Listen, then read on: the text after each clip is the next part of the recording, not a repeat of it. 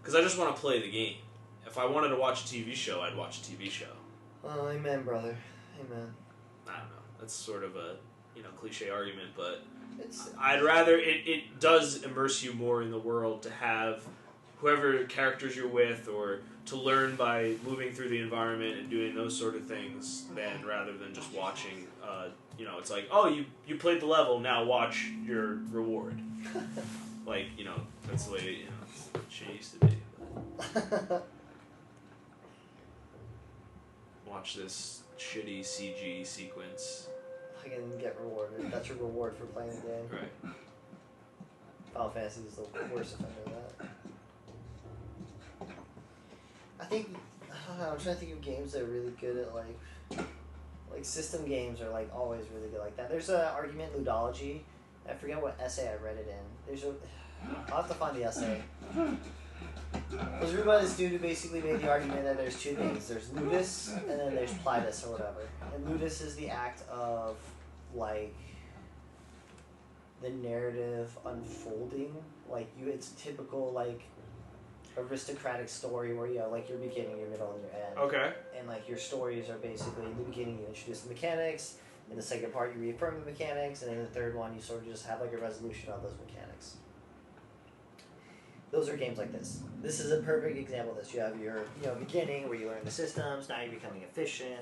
You're elaborating, you're adding a little twist to it, a little difficulty, yeah. And then at the end of it, you wrap it up, and that's basically it. Right.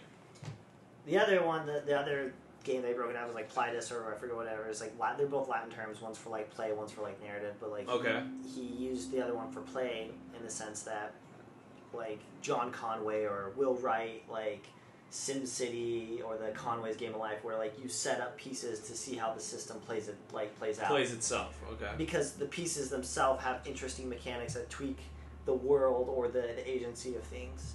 And so that in and of itself is a narrative to tell people, like when you're like SimCity and you're like, oh, I had no electricity, and then like Godzilla came out and stopped my city. Like that is the story of you playing the game. Like that's the story. Like there's no other person that would have had that same exact story, but that's the story of it, is our own encapsulated experiences, as opposed to this highly choreographed, scripted experience. Like you still have your like, oh, I came around the corner and punched him, but you can always come around the corner and punch him, as opposed to like SimCity or Spore or whatever, where there's like it's more of a sandbox, that's toy box. Yeah.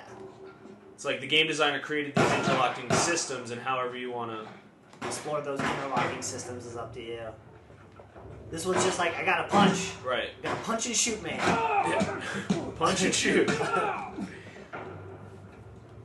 Well, it's like no matter how convoluted you make the maze, it's a corridor that's funneling you towards the end of the game. Like that situation right there, I threw the brick. I could have thrown the bottle. I could have tried to sneak up behind him. I could have just went guns blazing. But inevitably, I'm going to go across that bridge and continue the game.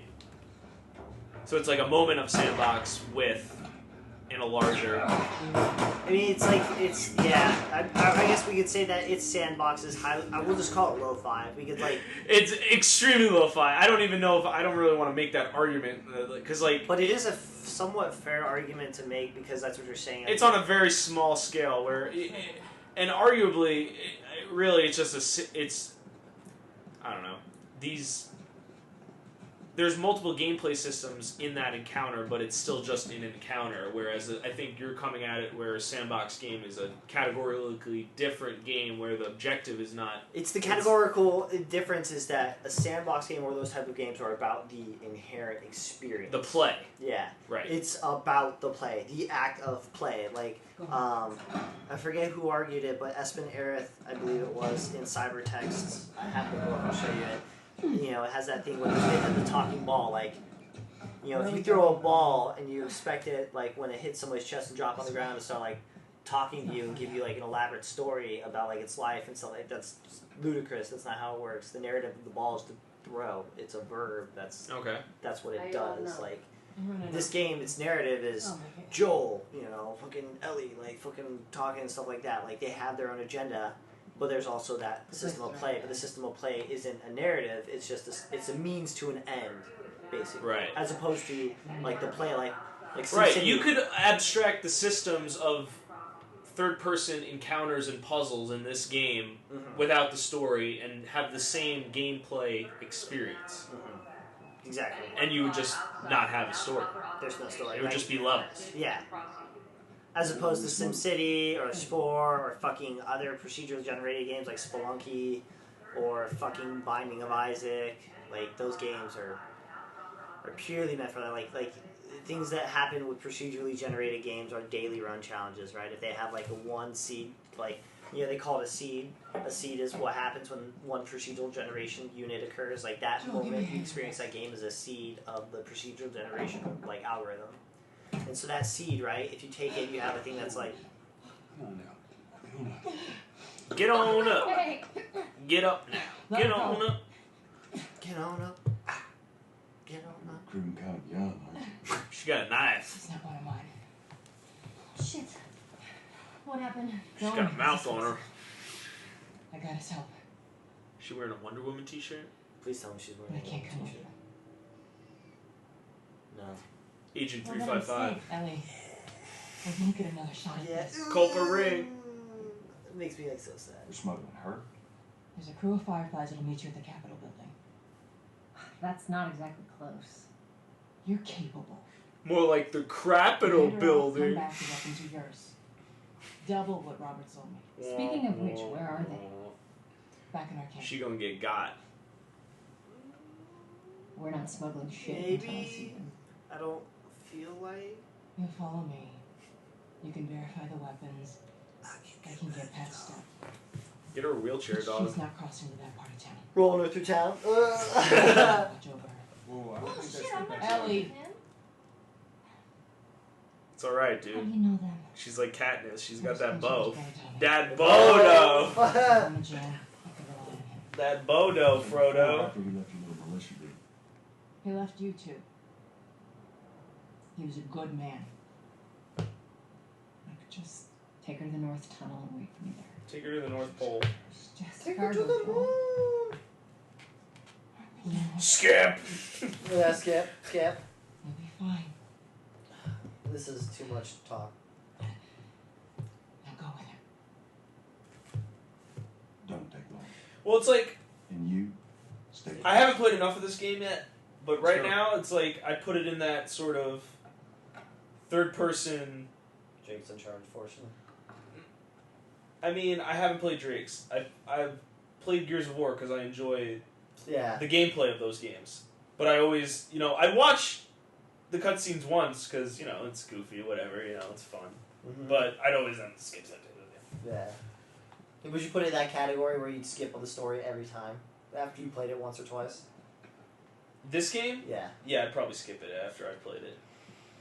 I think games should tell their stories in the world. I hate when they use But cutscenes. I'm not a person. Are you a person who watches movies over again on DVD? No. Yeah. See, I'm the same way. I will watch, if something's on TV that I really like and I haven't seen in a while, I will watch it. But usually I do not rewatch movies because I'm just. I feel like I seek out novelty in things. Yeah, And- I'm with you. I have certain things I like, and I will seek out things to those things, but Like- I don't seek to experience the same exact thing over and over. Yeah, I'm. In culture, anyway, in movies, TV, Dude, that's comics. that's the best way to do it. That's how I do it. It's I'm like, I know that I don't want to obsess. You know what? about I did it. that. Yeah. This is nice. I really like it. This is going in my. I really like it. That's why Right. I like get that because I like instant access to it or having more knowledge about it. And that's why the extra stuff in DVDs is one of the only reason I would buy DVDs is for that stuff. For archiving it, in case you want to go back to it. Yeah. And so I know what you mean, but I actively seek out other things. That's why I have all these weird ass games. That's why I have Naughty Bear, and because Right. it's Metal Gear Solid, but with bears. I think there's a lot to be said about playing games that have been overlooked. And I think there is definitely a thing to playing Naughty Bear, to playing these games just for the experience of playing them and seeing what they have to offer, rather than taking the narrative that, the games media or whatever says, this is a bad game. I hate game journalism. Right. The state of game journalism is such a shallow, I guess, what do you call it, exploration into what game that game is. The expression of a system is something that you need to feel out. It's an experience that you really need to play.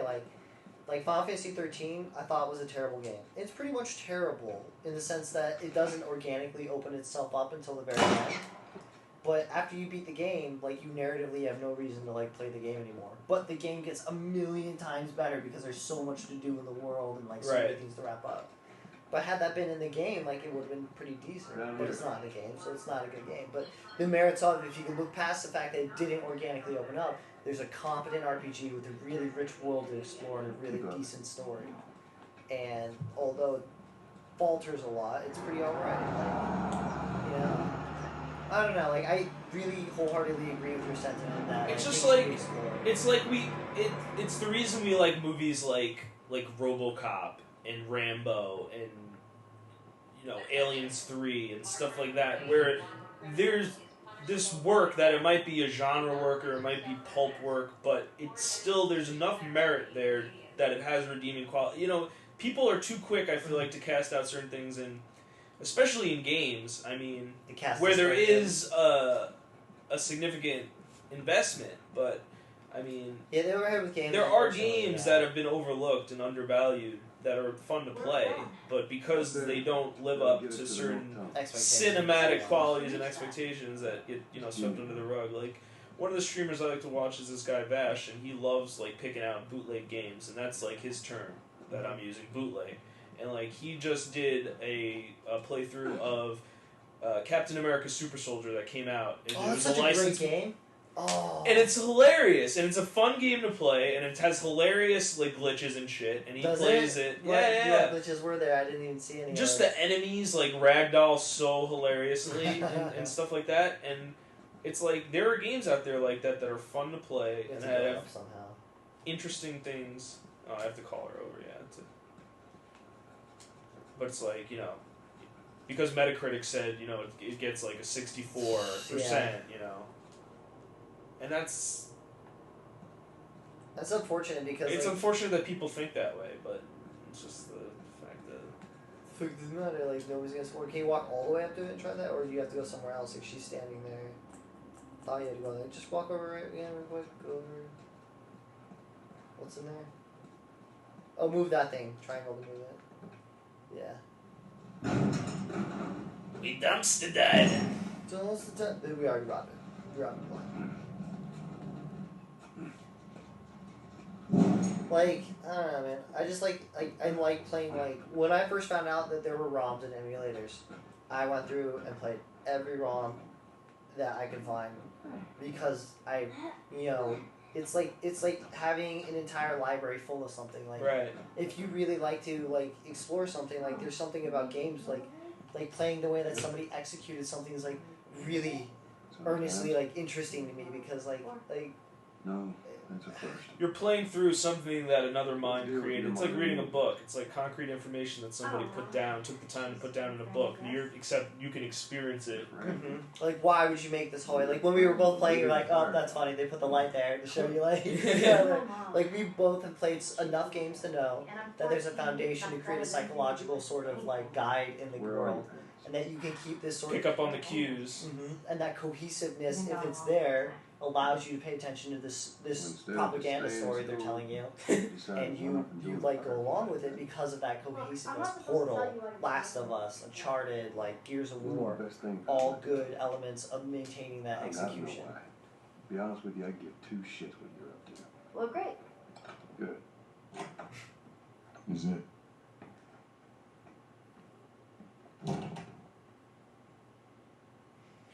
What's one of my favorite PS3 games that I played that's fucking awesome? Oh, Nap time. What are you doing? Killing time. Duke Nukem Forever. What am I supposed to do? Pretty bad, but still worth trying, just to say that you tried it. I went out and bought it the day it came out because I was just like, oh man, this has been years in the making. I was just like, can't wait. It's a rough game, dude. I would have loved to have been there watching you play through that. All the anticipation. With my Duke Nukem hat. On the first day. Right, yeah. You're just like, and how is it? No, I just would have watched. Just would have got taken it all in what you were experiencing when you Did you ever see like Bad dreams. the PC Gamer mag back in the